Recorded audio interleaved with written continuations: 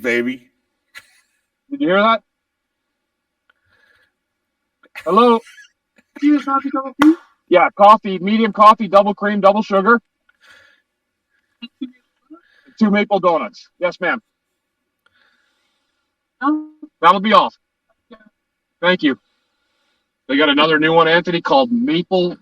Hold on, creamy maple pecan. Creamy maple pecan. Holy, it's like a We're gonna heart save attack on a this. plate. This is gonna be a YouTube exclusive. I'll mention it on the podcast feed. So if you're watching right now, if you're on YouTube on the Crossing Broad YouTube channel, you just got to see a magical moment, an all-time first here on Snow the Goalie, episode 175. From what I've been able to figure out here, Bundy ordering food. Where are you at, Bundy? Yeah, I'm in Ottawa just for the weekend. I'm up for a birthday party, so I just went to my, Tim Hortons. I mean, you can't swing a dead cat up here by the tail without hitting a Tim Hortons, so it doesn't really matter. And I order. I mean, every time we're here, I mean, I've been in line now for 15 minutes, and it's just packed. I mean, people wait. And great Russ has no idea what Tim Hortons is. That's almost insane. There's one near us now. I know Horton here's a who. Yeah, when I heard you were talking about that off air, Bundy. When you told me that, it's like I am now going to be planning a trip over to Gibbsboro. It's that area. It's not Gibbsboro. It's on the White Horse Pike. I forget the name of the town. I mean, from the skate zone, like a 5-minute drive. Okay, near Voorhees, somewhere near Voorhees. Yeah. I will find it because I love it. I just absolutely love Tim Hortons. It's a great place. I took my daughter a couple years ago. My daughter's senior trip in high school when she graduated before she went off to college. One of their senior trips was to Toronto, and they were doing some kind of performance thing up there, which was really kind of cool. And I told everybody on the trip, we had like a pre-meeting, and I told like all the teachers and the chaperones and the students, I said, we got to make sure while we're up there we stop at Tim Hortons. And nobody had any clue what the hell I was talking about. I was like, you guys have never heard of Tim Hortons? Like, no. I'm like, oh my God, we got to go. So when we got to the hotel, there was a Tim Hortons across the parking lot from our hotel. And I literally said, I am going over there and I am going to get everything from Tim Hortons that I could get for you guys. And it's my treat. Literally, we had like 60 kids and probably about 20 adults. I didn't care. I ended up getting like all these, I think it was like 8 dozen donuts. I got all their coffee. I even got some steeped tea. You ever had a steeped tea from there, Bundy? I had a steeped tea from there as well. Brought it over. Everybody was like, why don't we have this in the U.S.? It is the best of the way I describe it, Russ, is Tim Hortons is the best version of combining Dunkin' Donuts, Starbucks, and Krispy Kreme all together in one location. Their donuts are warm. Their coffee is sensational. Their tea is really good. They have other things. You can get other stuff there too, just like you can at Dunkin' Donuts, wherever you can get, other things in Tim Hortons as well. But they're known for their coffee, their donuts, and it's off the chart. It's just that good. So what you've done now is made a case for me to make my way down to like skate zone area. I might not even go in, and I might not even go to skate zone. I might just bypass and go straight to Tim Hortons. Just do a day trip with the fam and go to Tim Hortons. That's exactly what I need. Bundy, I'm unmuting you, so if you say anything horrific, just be forewarned, you're going to get canceled. I'm good now. I'm not unmute. So I was giving them my stuff.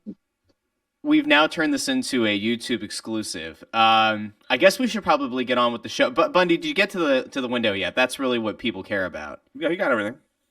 He got everything? All right, he's good. All right, so now we can start our show, which is where the podcast is going to pick up from. And here we go. Oh, yes! Ladies and gentlemen, welcome into Snow the Goalie, the only Flyers podcast, the People's Podcast, the Players Podcast, Prognosticators Podcast, Pedialyte Podcast, the Tim Hortons Podcast. If you're watching on YouTube, you know what that means. If you're listening on the podcast feed, go check out the YouTube video for an exclusive walkthrough, a magic moment with Bundy. Not Magic Mike, Magic Bundy at Tim Hortons. This is the only Flyers podcast. Of course, we know this. And as we mentioned last week, one of the 42 now 45, but originally 15. I want to point out the fact, Bundy, we were apparently one of the original 15 Philly podcasts to listen to. And I know that because we shared it over on Instagram. The Philly Inquirer tagged us in that post. So we were one of the first 15. So let the record show. Snow the Goalie, not one of the 45 must-listen to Philly podcasts, one of the 15. The rest were all add-ons after the fact, but we were one of the first 15. The only, I believe, Flyers podcast, of course, on that first list of 15. So, Bundy, I'm going to let you take a bite or take a sip of what you just got at Tim Hortons. I'm going to introduce a guy who wasn't with us on the last episode. That, of course, is a man who I'm pretty sure forgot we were recording this morning after he dictated the time and everything. So here we are. Anthony Sanfilippo. Find him on Twitter, @AntSanPhilly. How are you doing, beautiful? I'm doing fantastic, guys. And yes, I did forget we were recording at 8:30. I told Russ, Bundy, I was sitting here and I had my phone on silent because I'm just doing a little bit of work. And I said, let me look at my phone. I had like 7 texts. I'm like, oh man, let me catch up on these. And I saw I had 2 missed calls from Russ. And I looked at the clock and I was like, oh shit. I told you guys I only could do it at 8:30 in the morning, and therefore, I'm like, oh, I missed it by 15 minutes. Oh well, I'm gonna be a little bit late. So, but it was good. It's good to be back. Been doing a lot of other things. I've been doing for the site. Been doing a little baseball for our playoff bound Phillies. Mm-hmm. They lost last night. And doing some other freelance work outside of my regular job. So I've just been a little busy, and I have a show opening tonight, which is great. So all kinds of things going on. Go ahead, tell everybody the info about the show while we're at it. Why not? It's not. I'm not looking for a free plug. I'm not looking for a free plug. Yeah, if you do want to hear Russ Joy make his theatrical debut. Right? I mean, I would say this is as an adult, this is a theatrical debut as an for adult, you, correct? As an adult, yeah. Okay, all right. So as a theatrical debut, Russ does a voiceover for us in this production of Something Rotten at the Players Club of Swarthmore, opening tonight, running through October the 1st. Tickets at pcstheater.org. Tickets are selling great. Our pre-sale's huge for a show. So I have a feeling we're going to have a number of sellouts in the 10 performances. It's going to be a lot of fun. So there you go. He said he doesn't want a shameless plug, and here we are. So now we got a shameless plug in, and I hope the show goes really well. I'll try to get there. I've been incredibly busy with the start of the NFL season. Legal online sports betting, now available in Kansas. You can check that out anywhere that there's content. You might have noticed if you were reading Philly Voice yesterday, a familiar name popped up, and that'd be mine, of course, writing something about DraftKings Sportsbook's Week 2 promo. So there you go. Anyway, let's get over to our friend, the man who I believe now has probably reached his peak in terms of at least putting some food in his face. And that, of course, is Bundy. Follow him on Twitter @CTarian6. How are you doing, fella? I wanted to take a bite for making fun of Anthony last week eating on Twitter a couple weeks ago. Because Anthony does eat. I get it. You're on the go. You come home, you're hungry, you got a podcast, and you gotta feed it. So you know what? I took a bite in honor of you today, Anthony, with that maple donut. It was delicious. I'm jealous. Yeah, if I could bring them home fresh, I'd do that for you. But good to be here, guys. Crazy. I mean, amazing. That it just feels like yesterday the Stanley Cup Finals ended. Like it does with the Tampa and Colorado, and here we are again with another training camp abound and ready to go. Amazing. When you think about it. I honestly couldn't disagree with you more. I feel like I don't even remember what hockey's like at this point. It's been that I think it's just because of the sheer amount of hours that I've been working these past few weeks. I have no concept of anything of any time. I didn't realize the Flyers were starting rookie camp. I had no idea.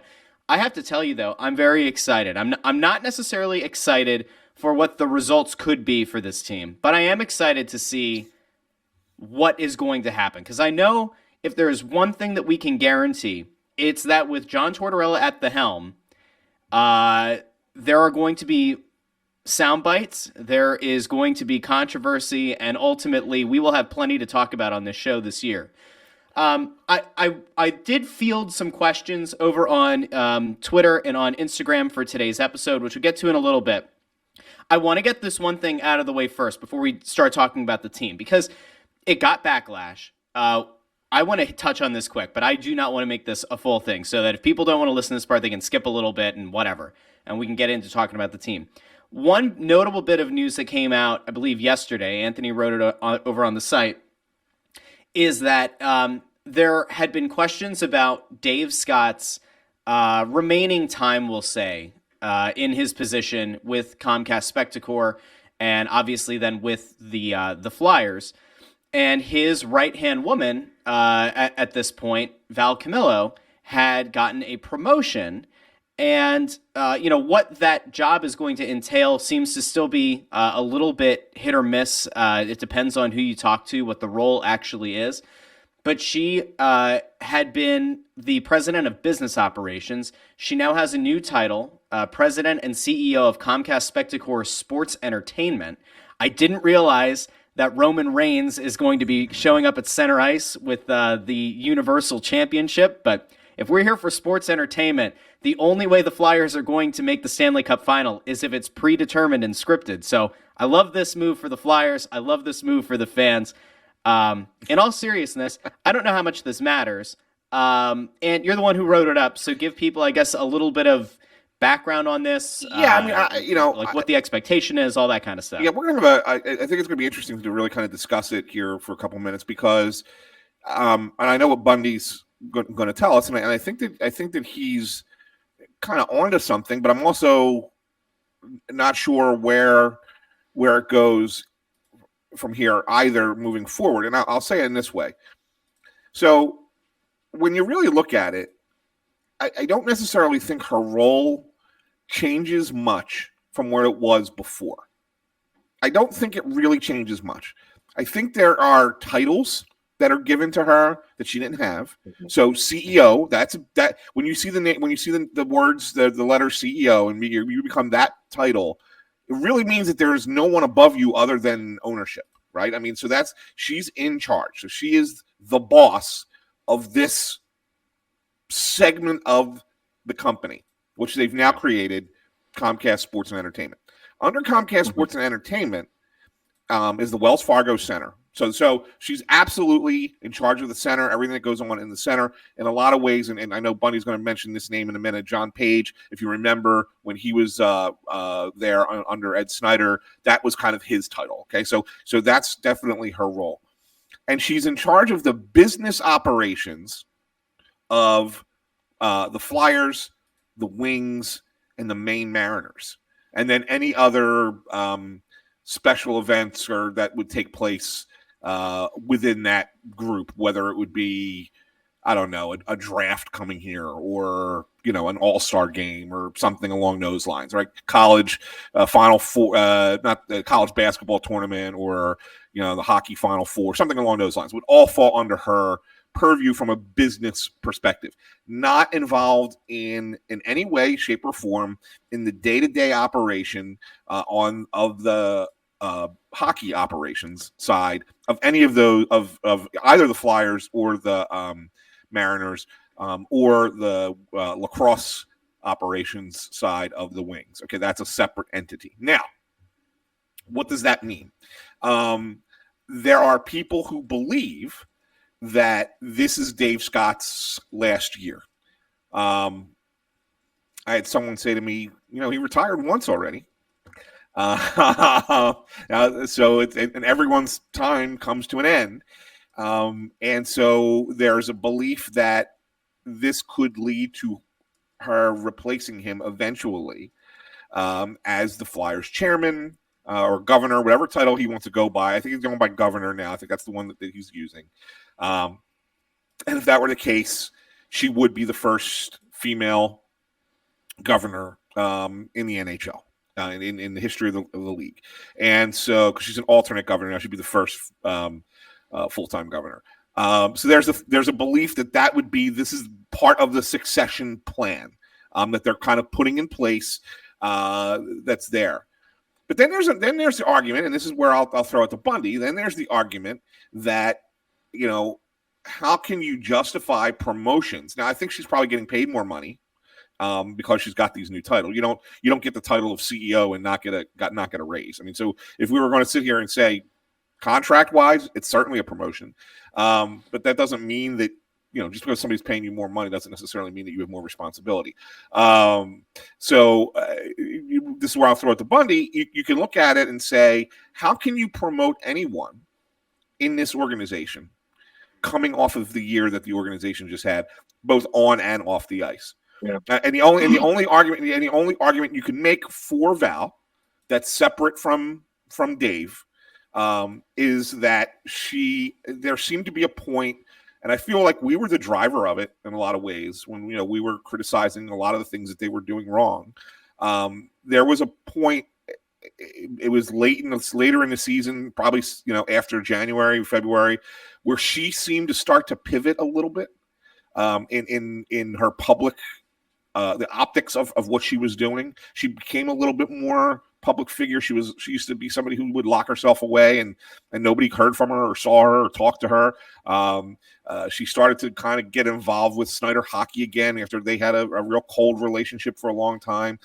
She presented them with a big check and showed up at some of their events and doing things like that. And I think that like I wrote in the story, she did the history with Flyers 101, history stuff with all the people who are not from the Philadelphia area, trying to teach them. So I think that if you want to say that she's trying to pivot that and trying to turn that into something, but that could just, again, be an optical thing, right? I mean, that could just be something that she's trying to do to make herself look like, hey, I'm on board now, but that doesn't necessarily mean that the job is being done better, right? So I think that there's a combination there, and I think this is where I'll throw it to Bundy, because he's heard from a couple of people as well, that it might be something a little bit different.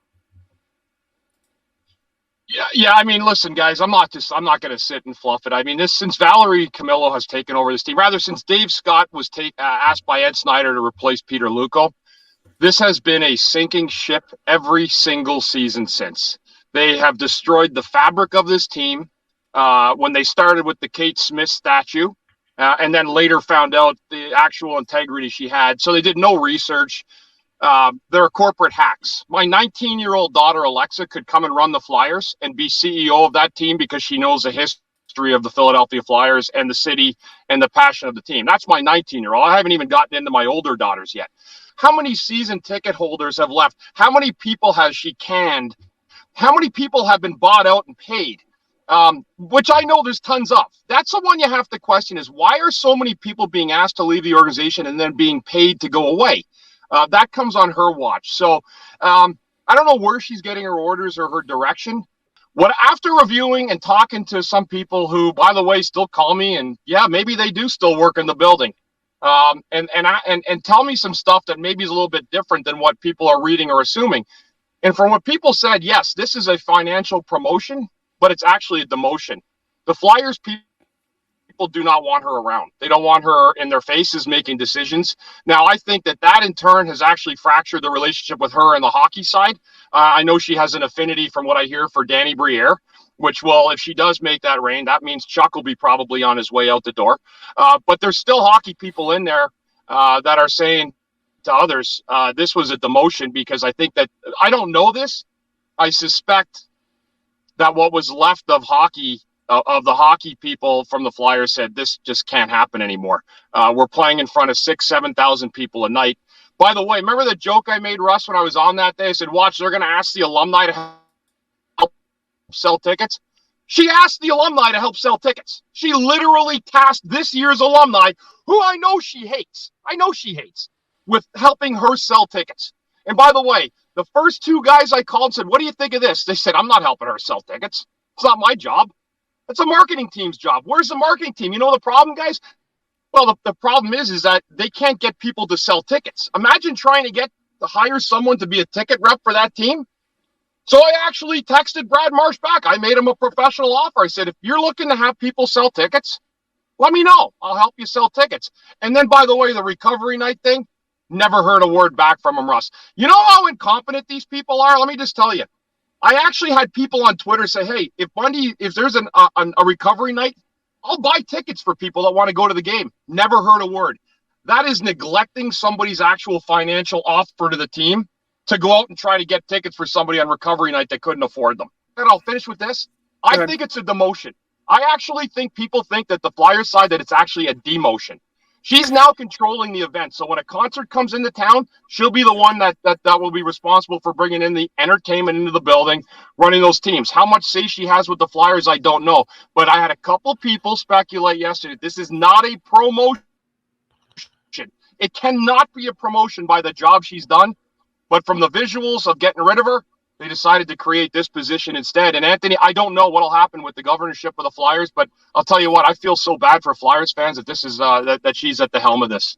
So this is what the only way I'm going to respond to that, and because I know we don't want to really hang on this for far too long. We want to actually get into the questions that we got from the fans and stuff. Is there was one thing that I take back? I got to take you guys back to. I want to say it was towards the end of the season when they had a general managers meeting. I don't remember if it was in season or just after the season. I forget when it was, but it was towards the end of the season. And I can remember there were stories that were coming out about Chuck telling people up there that there was a chance he wouldn't be back. And it had nothing to do with the fact that the team was bad or whatever, blah, blah, blah. He kind of felt that he said, no, it had to do more with who was going to be in charge. And so the only thing I can think of there, Bunny, and you mentioned how much she likes Danny. And I've heard the same thing too. I've heard that she likes Danny as well. But at the same time, like if Chuck's thought was they're going to get rid of Dave Scott, well, then he's going to go. Oh yeah. And so the only thing I'm trying to put two and two together here and say, I think that there's a relationship that's not good between the hockey ops. I agree with you, between hockey ops and Val. But I think that if she's in charge, she goes in there and cleans house. I think if she comes in, not to say that she's going to bring the right people in, but I think that she's going to come in. The first thing that she would do is try and assert that authority. In a lot of ways, when she first got here, I mean, if you remember when she first got here and first took over Sean's position, obviously the first 6 months were kind of quiet, but then once she kind of got into that role and Sean was out of the picture, Sean Tilger we're talking about, how many people got axed? And it was because it was a change of the business. It was like, we're not doing things the way you used to do it. We're going to do things my way. I thought it was interesting that, after this all comes out, there is a Brian Roberts had an availability for to talk about the history, what's going on at Comcast, and there was a Q&A with him, and it was done. I wish I can find where it was, but it was done at here it is. Seeking this is a transcript from Seeking Alpha, Goldman Sachs Communicopia Technology Conference, 2022. This was yesterday, and he was interviewed about every aspect of Comcast from top, like all these different departments and levels and what they're doing and how kind of money they're making. And at no point at all was the Philadelphia Flyers or Comcast Spectacor or that subsidiary, that portion of the company even broached, not by the questioner, not brought up by Brian Roberts, nothing.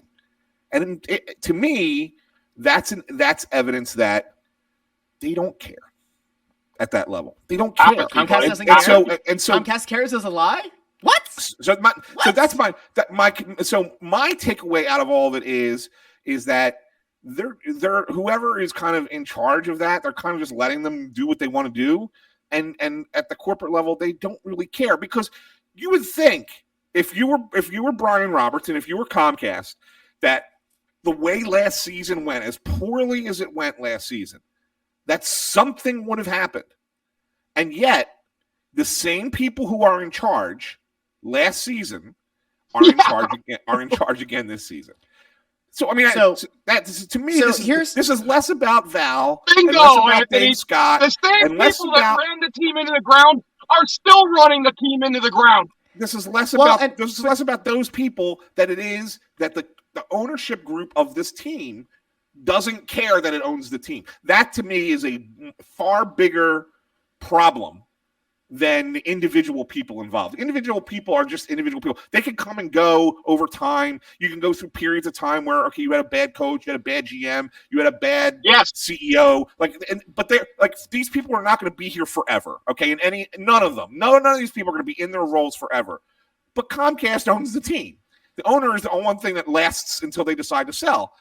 And so therefore it's like, well, what the hell are they doing? So that to me is the biggest issue here. Last thing, remember I said last year, I'll finish with this. Remember what I said, Russ, last year? You can be a bad team. It happens. Mm-hmm. But you cannot turn into a shitty organization in the process. And she has helped absolutely lead the team down that path. I've never seen a more infuriated fan base at the end of the day than this fan base. I mean, I think apathy is definitely set in. But here's where I'm at, guys. I don't care about Dave Scott. I don't care about Val Camillo. I don't care about Brian Roberts. I care about the hockey team doing well. Yeah. And for better or worse, this that trio, whoever is in charge, decided to keep the hockey ops side together. And to me, here's the truth. Nobody would give a shit about Dave Scott or Val Camillo if the people running hockey ops did their job well. And they haven't done their job well in quite some time. Because if the team is good, if you put a contender on the ice or a team that people can actually get behind and believe in, then a lot of the warts that showed up over the last few years on the business side don't come to the light, because we would be talking about the hockey team. But because the hockey team was so bad, it starts to, reveal cracks in the foundation. And I guess my problem here is, I say, all right, well, Dave Scott's still in charge. Dave Scott's the one who ultimately decided to keep Chuck Fletcher here, which was a disaster, and we had a disastrous offseason, which has now not only set this team up for what would be a mediocre at best season if everybody's healthy, to being like a quasi-bubble team or like some team that's like not within the top 3 for the lottery, which is not great. And he also signed guys to terrible contracts that are going to have ramifications after Chuck Fletcher is inevitably fired either during the season or after the season. So like, let's play this hypothetical out. The Flyers suck, okay, which I think many people will expect them to suck. Whether it's immediate or not, it doesn't matter. If this team makes the playoffs, good for them, right? But what's likely going to happen is this team is going to end up not in the very bottom where they need to be for Bedard. They're not going to end up in a contending spot. They'll probably be, 3 spots out of the postseason. So they're going to get like a middling pick. And they've got guys like Nick Delorier signed to multi-year deals. And I just sit back and I say, it's a shame, because I think if you had done anything on the hockey ops side going into this season or going into the offseason, there might have been hope. You could have at least had some semblance of a plan going forward. And the problem is the hockey ops side has no idea what the plan is. They're flying by the seat of their pants. They've now hampered this team with even more ridiculous contracts that have multi-years on them. So even if Val Camillo takes over next year and she puts Danny Briere in charge of hockey ops, well, now Danny Briere's got to clean up the mess that Chuck Fletcher made. And I don't see making that move and then saying to Danny Briere, you know what, dude, like, go ahead and tear the whole thing down. You're already a year late. Bedard's the best prospect to come out in, since McDavid. So, I don't know. Again, I come back to, what are we doing here? There was such a fundamentally simple plan to get this thing back on track. And whether it's negligence from Brian Roberts or it's negligence from Dave Scott or it's negligence from Val, I gotta fucking care. I don't care who's responsible for it. What I care is you didn't address the hockey ops side of things, and now this team is just kind of gonna squander around, and they're gonna be like this purgatory mode. John Tortorella could light a fire under these guys. He could lead this team to a 7-2-1 start. I don't think it'll happen. We went over the record a few episodes ago, but ultimately, it doesn't matter, because this is a race to the middle. It's a race to mediocrity. Whether you get there to start the season or you start off poorly and you end the season strong because you've now learned the coach's system and all your guys that were out are healthy, it doesn't matter. You didn't make the team good enough to contend or to even be a solid playoff team, and you didn't make this team bad enough, at least for 1 year, to go after the best prospect in years. So I think I probably speak for a decent number of Flyers fans, and I say there is nothing to inspire confidence. I don't care who's responsible for it. I just want it fixed. And Dave Scott ain't fixing it. Now, I'm not saying Val Camilla's fixing it, but I sure should hope that at some point somebody takes over and somebody cares enough to fix hockey ops. So I want to get to some questions here from fans because, believe it or not, there are still fans of this team. And so I want to go through these, as quickly as possible, because I have a hard out. But what we have here is you have a what? Hard out. I have to leave. Anthony, I thought that's what you said. are. That's right. Where are you going? Where did this come from? You're disgusting. Jesus, Russ. I was like, you have to edit that, man. You're disgusting. I said a hard out. I have to be out. I have a meeting at 10 o'clock. I got to get out of here. Okay, let's go. I do too. Let's go. All right. So, Chris Peters on Twitter says, if you're looking for a positive to talk about, the Snyder hockey rink being built in Kensington with Couturier being there for groundbreaking was something nice. I'd agree with that. I think we talked about this before.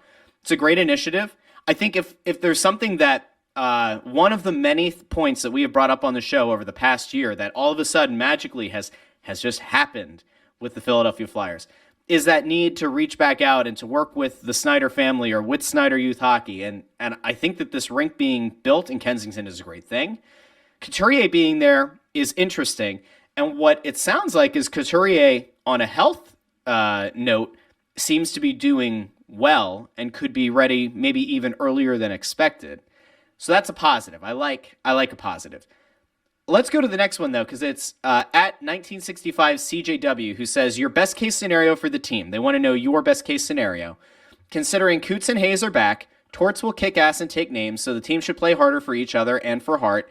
And some of the young guys like Allison and Laczynski should make the team and improve the team depth. 80 points? 85? I'm just going to back out here and listen to you guys. 80 or 85 points. Let's start there. A best case scenario for me is that they somehow make the playoffs. I don't think they are, but that would be the absolute best case, like sneaking in as the 8th seed. It would also probably be one of the worst. Like what you said earlier, Russ, about finishing like if you finish 17, 18, or 19 in the league and that's where you're drafting, that's where you look at your management at the end of the year and you're infuriated at them. Yep. Because you made it just good. Like Torts will make them just good enough to maybe win a couple of games that they shouldn't be winning. I say a couple, probably 5 or 6 actually, which could account for 12 or 14 points. It's a lot. Yeah. So those are the things that you had to account in all of it. But best case scenario would be them sneaking in for me. But I don't think that they have the horses. I mean, let's say Kevin Hayes and Sean Couturier. I mean, those guys could be super healthy all year, and it's still not a guarantee they're going to make the playoffs, even with those 2 players. So. Kevin Hayes has got to have a real good bounce back year. I know coming off injury too, but he's in that kind of that middle area of that long contract. And for me, he's a guy, like you're making that money and this team is in turmoil in terms of what they think they have. He's got to really have a big year. Couturier, we know where we're getting from. Like, I think we're going to come back, but he's going to have that back thing to deal with as well. So that's my best case. So Anthony and Russ sneaking in, which I don't want to see if it's going to be that rather than not. And I'm glad you said it that way, Bunny, because I do think the best case scenario is that they sneak in. And when I say that, I do think that there is while I don't think they will, but I do think that there is a possibility. I do think that you can get this team buying into Torts early, and then you start to get some players back who are injured. And all of a sudden now they're a little bit better team than maybe you thought they were going to be. And then they can, maybe they get into the back end and they make the playoffs. And like, holy hell, how did this happen? How did you go from being the worst team in the league and such an embarrassment to suddenly sneaking into the playoffs? And I would say that would probably be the worst thing because it's the worst case scenario because what then ends up happening is you are that this is the Russ thing. You are that mediocre team again. And not only are you that mediocre team again, but you're that mediocre team being run by people who are not very good at their jobs, who then probably get to keep their jobs, right? Chuck probably gets to stay. There it is. Right? There it is. So that's these people are in self-fucking preservation mode. That's all this is. That's all it ever is. They don't care about winning. It's always about keeping your job. And this is the shame of the thing, because if this organization had the balls, had the ovaries, had the intestinal fortitude to do anything, You would have fired Chuck Fletcher and that brain trust into the sun. You would have installed anyone else with a pulse who has any idea what they're doing. You would have put them into a position of power. You would have said, you know what, dude? F it. We're out for a year. Tank for Bedard. Get us to the bottom. Let's develop young players. Go hire a coach who isn't going to find fringe wins. Do the right thing. You have a year to just blow this thing up, and then let's talk in a year or two. But instead, what you've done by negligence, which is where I come back to the Brian Roberts and Dave Scott and the Val, when you have this kind of just institutional negligence, you keep a lame duck GM who nobody wanted to play ball with this offseason in power. You think that after all this time of Chuck Fletcher and his daddy being the one to get him into the game and him getting to stay in power with this team and getting jobs after mediocre season after mediocre season, you would think that he would have enough gravitas in this league. He'd have enough guys that would go back to him and help him out, help a fellow GM out, help a fellow guy from the old hockey circles out with bad contracts, with helping him clear out some space, with taking on, some contracts that are iffy. Did anybody play ball with Chuck Fletcher? No. You know what they did, guys? Other GMs laughed because they knew that they had Chuck Fletcher in this organization by the balls. The reason that you didn't see a JVR trade executed that would have either led to a potential getting in on the action with a free agent, or at least getting this team closer to that bottom that you need to be in. The reason that nobody played ball is because Chuck Fletcher, in his little delusional headspace, thought, you know what? Somebody's going to bail me out. I'm going to wait until the very last minute. I'm going to wait until free agency starts. I'm going to wait. I'm going to be patient. Somebody's going to help. Somebody's going to help. No lifeboat came. No lifesaver came. Chuck Fletcher drowned. And for some fucking reason, this organization decided to perform CPR. He needed to get jettisoned. So, okay, I'm done. We haven't even gotten to the Russian goalie yet. Who handles the cap over there and does the numbers? Like, nice job, guys. You ended up with a guy living in the tip of Siberia for a month because you signed him, and you couldn't even get him over here. Honest to God, some of the incompetence runs up top, You actually jeopardized his health. There were those reports, and nobody knows. We're not going to speculate here and say that he was poisoned, right? There were the things about, like, he was sick. He wasn't able to talk to family. It depends on what reports you believe. You legitimately jeopardized this guy, whether it's his health or him now serving in the military, because you brought him over and then let him go back. What? Yeah, that was the part for me. Why would you sign the guy to a contract and then let him go back?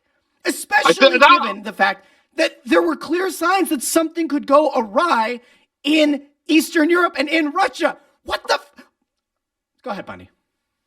No, I was just saying, that one was a cap guy's job, I think, because you're getting a guy and you're trying to get him signed and get him over here. And that was a mess, man. Like, nobody said, there's people around the league that were openly, like other guys, laughing at the Flyers for that move. And other GMs were talking to the Russian players, like, just be careful. If you're over there, you got to get back and get back soon. I know it was a case in Minnesota, same thing. They're talking about it. But that was complete malfeasance in the handling of that young guy. And now he probably will never play in the NHL. That would just be my guess. He's going to run out of years probably or age, So we haven't even gotten into that. But next question, Russ. All right, next question. Seabass says, who wears the C? Also, over or under 40 wins? Under. Who wears the C? John Tortorella was interviewed on Sirius NHL Radio, I believe, last week, and said he's in no hurry to name a captain, and that, we forgot this, guys, that he is very upset with and has noticed significant issues that need to get addressed over the summer since he's gotten here with the locker room. Okay. Who wears the C? Does anybody wear the C? Sean Couturier, for me, wears the C. Why Torts? Okay. See, remember we talked about it, I'll let you pick up. Remember, Russ, what did we talk about a month ago? What did I say Torts has to be careful of? The one thing he can't do, in my estimation, was go on a turd flushing mission. Yep. He's not just going on a turd flushing mission, he's going for the biggest ones in the pot. So when you say, it's not necessarily what you say sometimes, it's what you don't say. So when they ask him who the captain's going to be, he's like, nobody. I'm probably not going to name one. You're now taking a shot at Sean Couturier. Provorov's not in that mix anymore, but whoever else is like a captain type of guy. It's a shot at Hayes. It's a shot even at Atkinson, who he's coached previously. It's a shot at Lawton, Couturier, who some any people veteran, thought, like I don't, you know, there's not a. even at Justin Braun, so who you it's brought back. What he didn't say that would. Yeah, he's not a captain guy. Like, not I'm a just saying. saying. You traded him at the deadline. I'm just saying. I know he's a veteran guy. Go ahead. But for coaches say that, you know, that's a tough thing to hear. You know, and a player's gonna go home like Couturier, like, man, that's fuck. I thought I would have shot at it. Like, I would have thought I'd been here long enough. I'm a good guy, you know, good leader. And Torts is like, no, you're not. Like, I'm going to find out more about you. That's what I think what he was saying. I don't think he was saying no. I think he's like, I'm going to find out more. But he came in right away and he said, like, he went on that show with Elliot Friedman and said, we got major problems in our locker room. Major problems. So I don't know what major problems are. Like, so there's different views. So I'll give you an example. Like, when you go on and you see a guy showing up like just on time, that's not going to float. If you have a guy who, I'm just trying to think of things that'll really make Torts nuts. If you take pictures with your girlfriend with a dog on the ice, that ain't going to fly with Torts. Like, that wouldn't fly with most guys, but it sure ain't going to fly with John Tortorella. So if your social media takes a precedence over what your team is doing, you're going to be, you may wind up out of the league if you're not a stable enough if you keep doing type some of of the player. things and that we had heard about during the pandemic season about, you know, having little parties and the kind of things that, you know, those kind of things, when they get back to the coach, those also aren't going to go over well. Yeah, exactly. There's a lot of things, but Anthony, what do you think? I want to get your take on it because, you know, my last year, and it was bad because I had other, you know, issues with my alcohol, but, you know, I got brought back my last year, and it was in the papers. Clark said my players had asked to have me come back because I was a good locker room presence. That to me is one of the best things that ever happened in my career because it validated my teammates saying, hey, this is a good guy in the room, keeps things light. You know, you need that. And I think a guy like D'Angelo will do that, but you can't clash with the coach in the process of doing that. So I think what Torts is probably trying to do right now, guys, is find the three guys in that room that he would trust the most and then start his leadership group from that core. But I agree. I would be very, very surprised unless somebody like a Sean Couturier had an amazing camp and he was given to see. Kevin Hayes, I would be absolutely stunned if they gave him the captaincy. I would be shocked. And to be honest with you, he had Cam Atkinson, right? And there seems to be this little kind of love affair between the two when you talk about, you know, Atkinson, how good he works hard. By the way, he was never considered for captain either. He was thrown in that non-mix of non-names either, right? Of saying, well, no one's going to be a captain. So that's a guy he coached and actually had 40 goals for Torts in Columbus. And by all accounts, he's probably certainly part of the leadership group, but by Torts' standards, not a captain. And what do you think? Yeah, I don't think he's going to name one. I really don't. I think you're at least going through the first half of the year probably with 3 A's or maybe even a rotation of 4, like 2 guys for at home, 2 guys on the road kind of thing. I think that's kind of what you're looking at. So I think that's how he's going to handle it.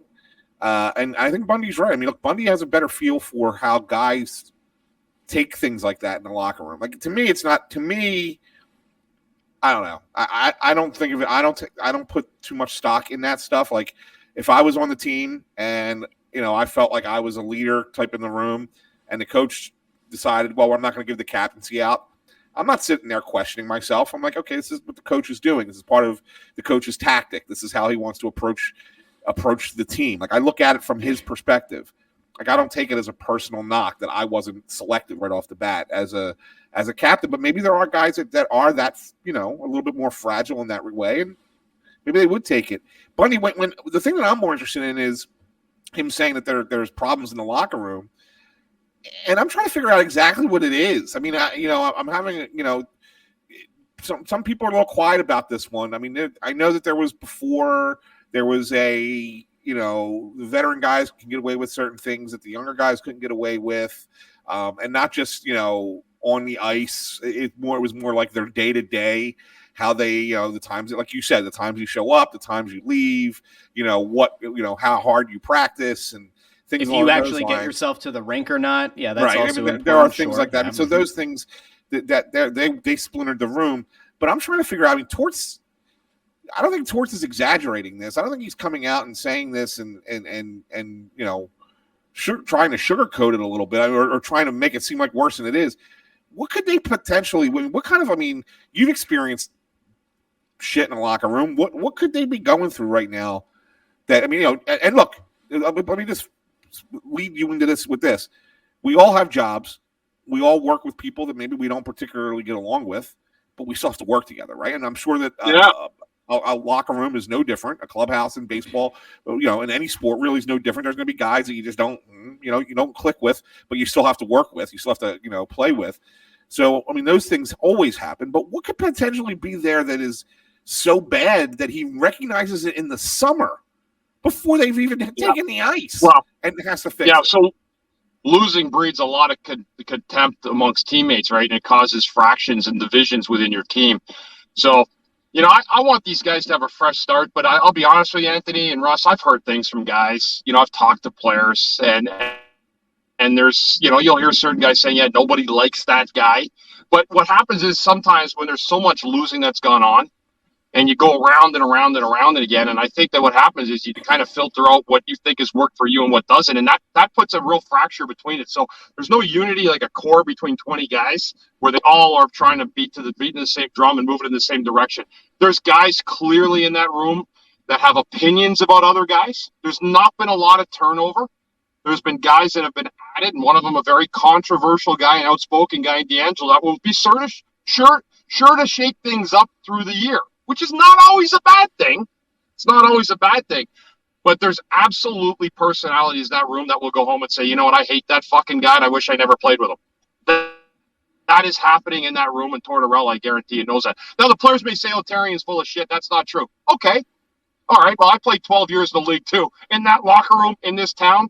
So I have a pretty good feeling what's going on, and I've heard enough things. And there are two guys in that locker room who will probably never ever again see eye to eye, based on something that I know at least three different two pairs of guys that just do not get along and probably will never. Now I'm not going to say that because that would be an awful thing to do, but I know it. Yeah, I know it. We're around the room and people will say things. There's guys I play with, not a lot of them, that we didn't like or we didn't disagree. I had a producer when I worked for NBC Sports. I couldn't stand looking at the guy most nights, but when I went to work, I tried my best to do the job that I was supposed to do. Nothing to do personal with anything. That's the job. But unfortunately, personalities and big personalities come in and egos, and then that sometimes can really drive a wedge between what you're trying to do and who you are as a person and who you really are as a teammate as well, which is two totally different things. Now, the one thing, and I hate to do this, but this is kind of the problem with, as we're getting ourselves, all three of our schedules synced up. We've got to call an end to the episode, but there were more questions that came in on Instagram and on Twitter. So what I'm going to do is I'm going to put these off to the side. So if you asked a question and it wasn't right on the show today, we'll do another mailbag next week. We'll bring as many of these back to the table as we can. Some of them were redundant. Like some of them really were like point projections.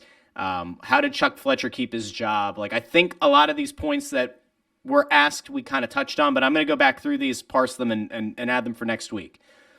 One thing that I can tell you is if you're listening to the show for the first time, is that, as camp starts up, our coverage of the team is going to kind of, I think, go back to being more of what we're seeing on the ice. It's just that through an offseason that's been as, simultaneously disappointing, boring, and chaotic as it's been, you have to be realistic about what this team could be. Could be boring and chaotic at the same time. It can be, yeah. It's chaotic. Like it's so chaotic in that like they did nothing of note, which inherently makes it boring, and at the same time makes you say, well, what the hell are they doing? What's the plan?